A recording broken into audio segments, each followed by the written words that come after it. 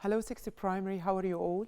Today we will going to start our revision. We will answer model 1 and see a lot of exercises on it.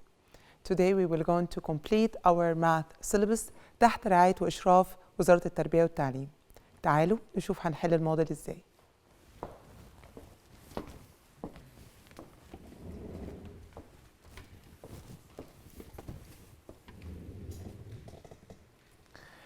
أول حاجة هنبتديها في الإكسرسايزز. خلي بالنا إن الموديل دايماً بيبقى فيها إكسرسايزز بيبقى فيها أفكار ممكن أخدناها في السنوات اللي قبل كده. هتبقى سهلة جداً جداً، هنمشي بالستبس وهتلاقوها قد إيه سهلة إن إحنا نحلها.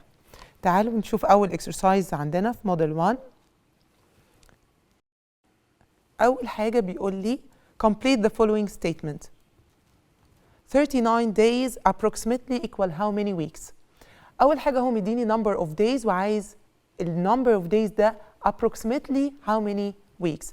طيب علشان أعرف to change convert from days to weeks I must make divided by 7 because every 1 week I have 7 days.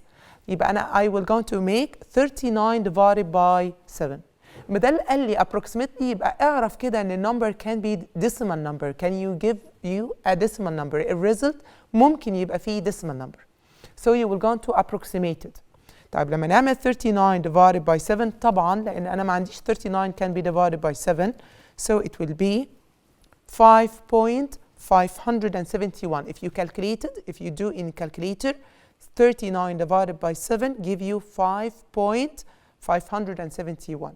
طيب approximately 5.5 دي يعني ايه؟ 5.5 دي approximately it will be 6 week. يبقى الانسر بتاعي it will be 6 week. يعني بالتقريب كده 6 weeks. Exercise number 2 بيقول لي the volume of occupied is 64 cubic centimeter and the area of its base 16 centimeter square. Then its height. طيب هو هنا مديني الاريا بيز ومديني الفوليوم وطالب دايمنشن من الدايمنشن. احنا زي ما اتفقنا ان الفوليوم I can find my volume through 2 rules. اول رول لو هو مديني دايمنشنز كلهم اللي هو length width وهايت يبقى انا هعمل الفوليوم equal length times width times height or I can find the volume by area base times the height. هو هنا مديني الاريا بيز يبقى I will going to go to the next rule. يبقى هقول له الفوليوم equal area base times الهايت. بس هو هنا مش طالب الفوليوم ده، هو مديني الفوليوم وعايز الهايت. يبقى directly I will going to use الرول بتاعتي اللي هي ايه؟ الهايت equal الفوليوم divided by ايه؟ divided by area base. لازم اخد بالي ان هنا اليونتس بتاعتي الاثنين بالسنتيمتر. هنا كيوبيك طبعا عشان الفوليوم وهنا سكوير عشان ده بيز اريا. لكن الاثنين بالسنتيمتر. So I will going to make الهايت equal volume divided by area base بتاعتي اللي هي equal 64 divided by 16. So my answer is supposed to be equal 4 سنتيمتر طبعا لأن ده height ده dimension فأنا هطلعه بالسنتيمتر عادي. تعالوا نشوف الإكسرسايز اللي بعديه. بيقول لي if the real length of an insect is 0.3 millimeter and its length in a picture is 4.5 centimeter then the drawing scale. طيب يبقى قبل ما نعمل أي حاجة لازم أكتب الرول بتاعت الدراونج سكيل بتاعتي اللي هي إيه؟ drawing scale equal map to reel. After that I will going to put الماب under the map والreel under the reel. هو بيقول لي الريل length 0.3 ملم يبقى I will going to put 0.3 under the reel. I will put 4.5 centimeter under the map so it will be 4.5 to 0.3. طيب أنا هنا عندي مليمتر وعندي سنتيمتر. الدرون سكيل supposed to be الميجرنج يونت بتاعته ايه؟ سنتيمتر. يبقى I will going to convert from millimeter to centimeter by making divided by 10. طيب يبقى هعمل it will be 4.5 to 0.03. طيب دلوقتي أنا عندي decimal point وده ratio I must remove the decimal point. يبقى أنا لازم أعمل أشيل الديسمال بوينت بتاعتي إزاي؟ إن أنا أعمل times 100 for the both term. يبقى it will be 452 3. لازم أعمل لها simplify لأن ال drawing scale it's a kind of ratio يبقى لازم أكتبه in the simplest form. طيب ال 3 هنا هعمل directly divided by 3 it will be a 450 divided by 3 equal 150 and 3 divided by 3 equal 1. So the drawing skill بتاعي it will be 150 to 1. تعالوا نشوف exercises اللي بعديه. بيقول لي the area of the triangle equal half times what times what. دي رول من الرولز اللي احنا اخدناها قبل كده، اخدناها في 5th primary. الرول بتاعت الاريا بتاعت التراينجل equal ايه؟ هقول له half times base time الهايت بتاعي، البيس تايم الهايت، ودي رول المفروض ان احنا نكون حافظينها. الاكسرسايز اللي بعديه ده ايه؟ combining ratio. if A to B equal 2 to 3 B to C equal 3 to 5 then A to C. قلنا قبل ما نعمل اي حاجه لازم اكتب التيرمز بتاعتي واحط الفاليوز بتاعتها تحتيها. هكتب A to B to C وبعد كده اكتب A to B هي 2 to 3. طبعا السي هنا مش عندي. After that I will go to write B to C equal 3 to 5. يبقى under the B I will go to write 3 و under the C I will go to write 5.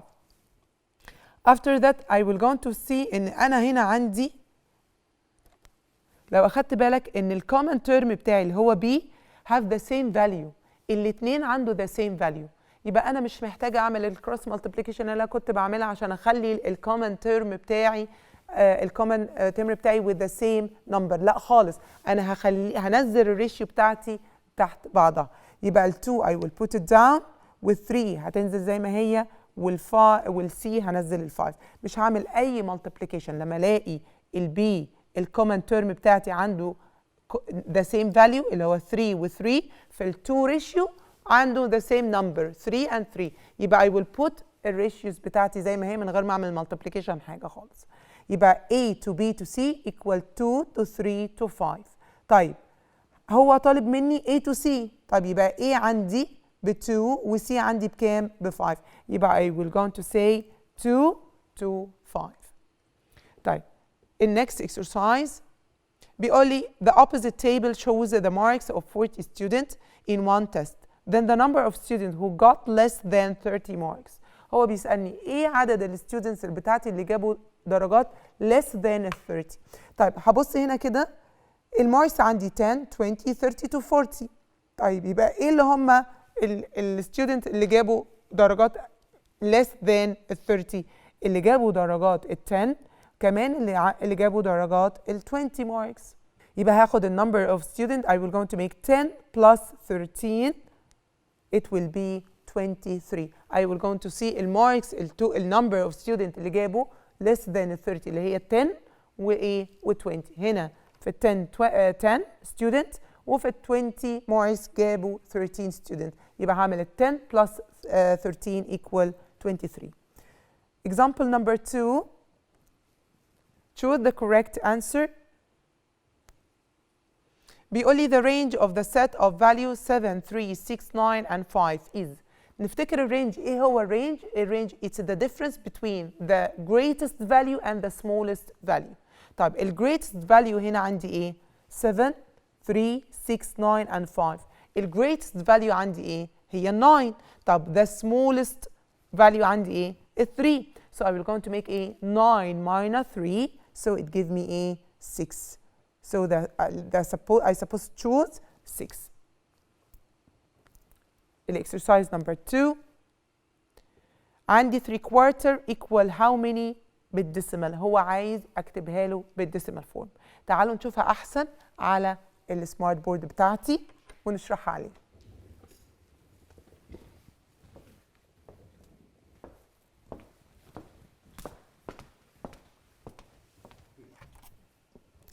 تعالوا نشوف الاكسرسايز بتاعنا. مديني 3/4 equal how many بالديسيمال. في ستيبس صغيره طبعا احنا على الكالكوليتر we can do it easily واطلع النمبرز على طول. بس ازاي اعملها من غير كالكوليتر؟ انا عندي هنا 4 with 3 out of 4. انا عايزه اخلي ال 4 دي out of 100. ازاي اوصل ال 4 out of 100؟ I will going to make times 25 for both sides. لما اعمل 3 times 25 it will be 75 out of 100. كده بقى النمبر عندي I can يعني convert it easily to a decimal. 75 out of 100 يعني 0.75. So الانسر بتاعي will be 0.75. طيب دي بوينت صغيره كده عشان نعرف برضو نعملها من غير الكالكوليتر. طيب تعالوا نشوف الاكسرسايز اللي بعده. بيقول لي an agriculture tractor ploughed 28 فدان in 4 hours. The time which needed to plough 42 فدان is. طيب هنا دي أول حاجة المفروض إن أنا بعمل إيه؟ بعمل ال two terms بتاعتي 28 فدان in إيه؟ in 4 hours. يبقى أنا لازم أكتب فدان 2 hours and I will going to write 28 under فدان and 4 under the hour. طيب which needed the time which needed to plough 42 فدان. التايم بتاعي هيبقى قد ايه؟ يعني time he is asking about the time يبقى ده missing. لما يبقى عندي 42 فدان يبقى I will going to write 42 فدان. طيب اطلع الاورز ازاي؟ عادي خالص الكروس مالتيبليكيشن بتاعي هعمل 4 times 42 divided by 28 يبقى الكروس بتاعي 4 divided by 42 divided by ايه؟ 28. على الكالكوليتر I will go and find my answer. It's supposed to be 6 hours. So I need 6 hours to plough 42 فدان. تعالوا نشوف الاكسرسايز اللي بعده. بيقول لي in the opposite figure ده الجيومتري بارت البارالوجرام. تعالوا نفتكر كده بالسرعه مع بعض ايه الرولز بتاعتي بتاعت البارالوجرام في الانجلز لان هو طالب مني ان انا اطلع له انجل. ها ايه الرولز بتاعت الانجل؟ الopposite angle equal الconsecutive the sum of two consecutive angle equal 180 degree. ايه هما الconsecutive؟ two angles sharing one side. طيب تعالوا نشوف كده بيقول لي in the opposite figure ABCD is a parallelogram find measure angle ACD. ACD يعني هو عايز الانجل دي missing عنده هو عايزني اطلعها. طيب اول حاجه انا عندي 35. طيب دي بارت من الانجل يعني مش ميجر انجل سي كلها ده بارت من ميجر انجل سي. تعالوا كده الاول نطلع الميسنج انجل اللي عندي او الانجلز اللي انا سهله ان انا اطلعها. مش هنا بي ب 100 opposite ليها دي so it will be ايه كمان 100 degree. يبقى انا هنا عندي دي 100 ودي 100 لانها opposite 35. طيب بصوا كده لو انا عندي ADC مش ADC على شكل التراينجل مش ده كده مديني شكل تراينجل؟ طب ما انا ممكن اجيب الانجل الميسنج دي عندي بالرولز بتاعه التراينجل وانا اوريدي عارف من زمان قوي the sum of angle of any triangle equal كام؟ equal 180. يعني المفروض ان الانجل C البارت ده بلس الانجل D بلس الانجل A البارت ده بس يديني كلهم يديني 180 degree. طبعا I know already two angles D وال A. Okay and I need to know C. How I will going to do it? I will going to make it total minus الجيفن اللي عندي. اعرف دايما عشان تعرف الميسنج انت بتعرف التوتال اللي انت عارفه minus الجيفن اللي عندك. التوتال انت عارف ايه؟ السم of the angle of any triangle equal 180. يبقى هعمل 180 minus التو angles الجيفن اللي عندي اللي هي 100 plus 35. So it will be 180 minus 135 so the angle will be 45 degree طبعا لان هنا الانجل دي بتقيسها بالديجري. Okay so I will going to choose 45 degree. تعالوا نشوف الاكسرسايز اللي بعديه. بيقول لي 2 out of 5 equal x out of 15 then x equal كام؟ انا عايزه اطلع الاكس بتاعتي هعمل ايه؟ هعمل الكروس مالتيبليكيشن هعمل 2 times 15 divided by a 5. 2 times 15 equal 2 times 15 equal 30. 30 divided by 5 directly I can find it. It will be 6. الاكسرسايز اللي بعده بيقول لي the following data are descriptive data except. انا كل الداتا اللي هو مديهاني ده كلها descriptive. descriptive جايه من كلمه description. طيب يعني حاجه بتوصف. طب الفيفوريت color it's descriptive. birthplace it's descriptive. age descriptive. الايدج وانا بسال على الايدج بيجي لي word form ولا I must use a number a digit form؟ لا a digit form طبعا. يبقى كل البلاد لا ده كلها descriptive ما عدا الايدج هي الكوانتيتيف data.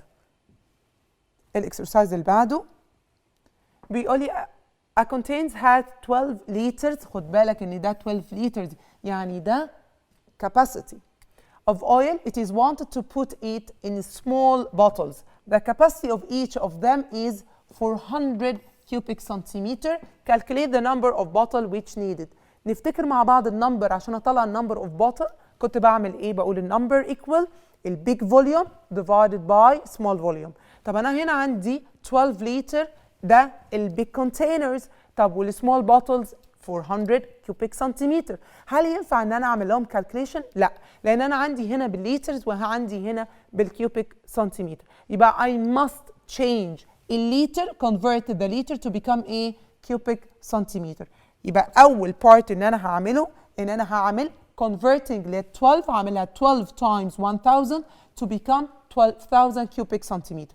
دلوقتي أنا عندي two capacity with the same unit. I can find directly the number of the small bottles by making it 12,000 divided by 4,000. So my answer will be 30 bottles. هنا التريك اللي أنا عايزة أقولها إن دايماً خد بالك من الميجرينج يونت، لأن لو الميجرينج يونت different you have to convert it to calculate وتعمل الكالكوليشن بتاعك قبل ما تعمل divided. Example number 3 بيقول لي if the buying price of electric sets is 72,000 and sold at 12% profit, calculate the selling price. طيب هو مديني الباينج برايس ومديني البرسنتج وطالب a real number اللي هو السيلينج برايس بتاعي. طيب يبقى دي فاكرين الفورم اللي احنا كنا بنعملها ان احنا كنا بنكتب الباينج برايس البروفيت السيلينج برايس. اول لاين ده بيبقى للبرسنتج النمبر بالبرسنتج. السكند لاين ده بتاع الريل نمبر. طيب اول حاجه قلنا ان دايما ان هنا الباينج برايس او البيفور بروفيت ده دايما بيبقى ال 100 ده التوتال بتاعي كله فبيبقى 100%. البروفيت انا بكتب فيه البروفيت او اللوس وات ايفر بقى الاكسرسايز قايل لي ايه، بكتب النمبر البرسنت اللي هو طالبها مني. هو هنا كاتبها 12% يبقى هكتب له 12. طب ده بروفيت حصل له ايه؟ الفلوس اللي انا هتزيد ولا هتقل؟ لا طبعا هتزيد. So I will going to add هعمل addition ال 100 plus 12 so it give me 112. طيب هنا بيقول لي 72 دي بتاعت ايه؟ دي it's the buying price يبقى I must write it under the buying price for real number. Also he's asking me about calculate the selling price. يعني هو بيقول لي selling price مش موجود، ده هو طالب مني ان انا اعمل له calculation. طيب هطلعه ازاي؟ انا عايزه اطلع السيلينج برايس يبقى ايه؟ هاخد ال 112 اعمل لها multiplying للايه؟ لل 72,000 divided by ال 100. اوكي؟ يبقى انا عايزه اطلع البارت ده الريل بتاع السيلينج برايس. انا عندي الريشيو البرسنتج بتاعته، اطلع الريل ازاي؟ هعمل البرسنت تايمز الريل اللي عندي divided by 100. So it will give me 80,640 pound. يبقى a real selling price will be 80,640 LE. اوكي؟ اهم حاجه ان انا ارص النمبرز بتاعتي صح، احطها صح، بعد كده اعمل الكالكوليشن بتاعي بسهوله قوي.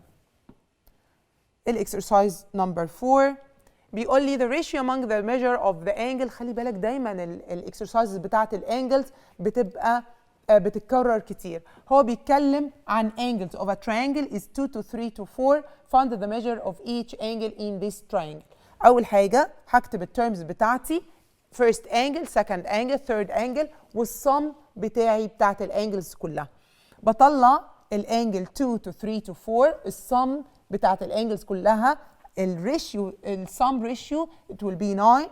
ال 180 دي جت منين؟ أنا عارفة إن من زمان قوي the sum of the angle of any triangle equal 180 degree. يبقى directly without mention ده في الإكسرسايز بتاعي I supposed to know the real sum and write it by myself. So I will have 9 and 180 ده الsum بتاع measure of the angle of that triangle. طيب أطلع each angle إزاي؟ cross multiplication. أنا عايزة أطلع الفيرست angle يبقى I will going to make a 2 times ال 180 divided by ايه؟ ال 9. طب انا عايزه اطلع second angle. I will going to make a 3 times 180 divided by 9. يبقى كل angle عشان اطلعها بعمل الريشيو multiply الريل sum divided by الريشيو بتاعي. The sum of the ratio. So the first angle will be 40, the second angle will be 60, and the third angle supposed to be 80. لما اعمل 4 times 180 divided by 9.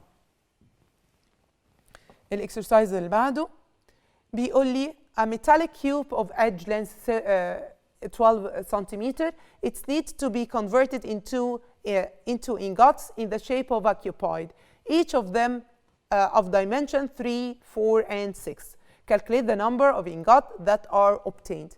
تاني هو بيكرر تاني النمبر، البارت بتاع النمبر ده هو حلينا عليها 2 examples، بس هنا مديني كيوب ومديني بالادج بتاعه ومديني كيوبايد بالدايمنشن بتاعتي. طيب اول حاجه لازم اعملها ان انا اطلع الفوليوم اوف ا كيوب. يبقى هقول له الفوليوم اوف ا كيوب ايكوال ايه؟ الرول بتاعتي سايد تايمز سايد تايمز سايد، سوري هتطلع 12 times 12 times 12. يبقى I will going to write it will be 12 times 12 times 12 by calculating it will be 1728 هي المفروض كيوبيك سنتيمتر. It's a volume. طيب بعد كده هطلع الفوليوم اوف a cuboid. الفوليوم اوف a cuboid لما يديني dimension هستخدم انهي رول؟ length times width times height. 3 times 4 times 6. So it will be 72 cubic centimeter. طيب أنا دلوقتي عندي الكيوب الكونتينر البيج كونتينر الميتاليك كيوب عندي 1728 الانجات 72. أطلع النمبر إزاي؟ نفتكر الرول تاني. The number equal big volume divided by small volume. So I will going to make 1728 divided by 72. So I must have 24 ingots. This is my number of ingots. Example number 5. بيقول لي 2 persons started a commercial business. The first paid 5,000 and the second paid 8,000. At the end of the year, the net profit was 3,900. Calculate the share of each of them from the profit. طيب كل واحد البروفيت بتاعه هيبقى قد ايه؟ طيب تعالوا الأول هنكتب التيرمز بتاعتي اللي هما ايه؟ 2 person يبقى عندي first person and second person. طيب أنا عندي profit اللي هو التوتال. البروفيت بتاعي equal 3,900. So I will go to write the share of each one, the first person, second person, and profit, and write the value 5,000, 8,000, 13,000 by adding them. لو أنا عملت ال 5,000 plus ال 8,000 it will be 13,000. طيب ال 3,900 where I will put under the profit وبعد كده هعمل cross multiplication again to find the share of each one. طيب to find the share of the first person I will going to make a 5,000 times 3,900 divided by 13. To find the first person it will be 1,500. The second I supposed to make 8,000 times 3,900 divided by 13,000. So it gives me 2,400 pounds.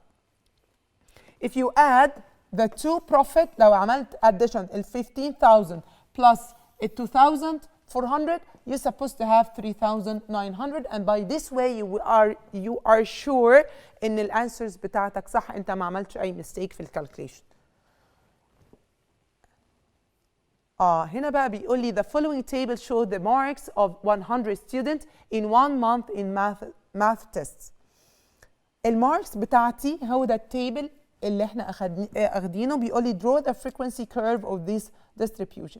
هو مديني التيبل اوريدي مش محتاج ان انا اعمل له collecting للداتا ولا محتاج ان انا يعني اطلع الرينج او اي حاجه خالص. هو بس طالب مني ان انا اعمل drawing frequency curve. frequency curve يعني ايه؟ يعني هرسم بايدي مش بالرولر. I will go to join the dots by hand not by ruler. طيب اعرف الميد بوينت اللي انا هرسم منها ازاي. انا لازم اطلع الميد بوينت ان انا بعمل ايه؟ بعمل 10 plus 20 divided by 2. ده الميد بوينت بتاعتي. يبقى 10 plus 20 it gave me 30. 30 divided by 2 it gave me 15. يبقى من عند ال 15 I will going to go up till 15. طبعا هنا عندي 15 30 40 15 and so on. يبقى ده تيبل ايه؟ I can write it ايه؟ ان انا ممكن امشي اللينس بتاعتي بتاعت السيتس ايه؟ 5. طب تعالوا نشوف كده التيبل بتاعي. انا هنا عندي 2 اكسس بتاعتي. اول حاجه انا هكتب الاكسس بتاعتي 5 10 15 20 25 30 35 and 40 and so on. طبعا بعد كده انا هنا برتب الفريكونسي بتاعتي 0 10 20 30 40 and 50. خلي بالك ان الداش دي معناها from 10 to bigger than the 10 but less than the 20. اوكي الماركس بتاعتك هنا من 20 لحد ال smaller than 30. طيب اول حاجه احنا طلعنا الميد بوينت لما عملنا 10 plus 20 equal 30 divided by 2 15. يعني تقريبا اللي هتبقى الميدل. يبقى دايما انا بحدد البوينت الميدل اللي انا هعملها. ارسم البوينتس بتاعتي عند ال 15 I will go up till 15 اهي. هطلع عند ال 15. السكند بوينت بتاعتي هتطلع لي 30 from the middle برضو I will put 30 اهي من الميد بوينت. لما اعمل 20 plus 30 equal 50. 50 divided by 2 equal 25. اطلع البوينتس بتاعتي. بعد ما احط البوينتس بتاعتي I will going to join them by my pen. هعمل joining كده. It's a curve. Then we are finished. كده يبقى احنا خلصنا المودلز بتاعتي. خلصنا عملنا explanation لكل البارتس بتاعتنا وحلينا كل البارتس بتاعتنا. اتمنى ان انتوا فهمتوا كل الموديل وما لقيتوه سهل قوي. اشوفكم الحلقه الجايه ان شاء الله.